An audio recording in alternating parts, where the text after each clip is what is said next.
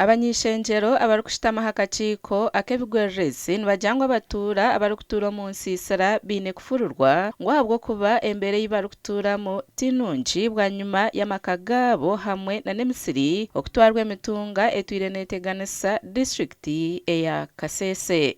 And also this latrine, I don't see the latrine here. I don't know where they are going to use it themselves, because this can cause also diarrhea. This can cause other diseases will come out. This means this is seriously, we need to address this issue. Abantu aba kwiha batahirirwa omutunga ogwabafurire omyanya yabo batwire nibabeera aha mbabazi z'empabuhwezi na munonga ekitongore ekya Red Cross kandi embeera etwire bagumiire. Weewaawo tugaata ebitongole naye kino kibeere focused nga tirina budget yaayo. Budget tayitira mu line za gavumenti. Line eno ebeere separate emergency fund. Kuba ebizibu bye tulina si bya Uganda ndowooza biri mu nsi zonna.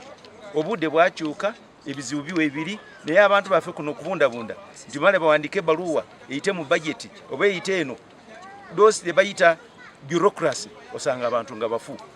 Abanyishenjero okuruga mu disitulikiti eya Kasese n'ab'enshonga egi hiine bagigambireho. Our youth, the way they are mingling, sleeping in this same place, I'm sure there's a likelihood of having unwanted pregnancies. Without any rain like now, and you see a mudslide happening. That has happened here, trying to threaten you that on unlucky day it can happen here. Amakuru aga gashakwa Gilbert Muhanguzi omuri Kasese.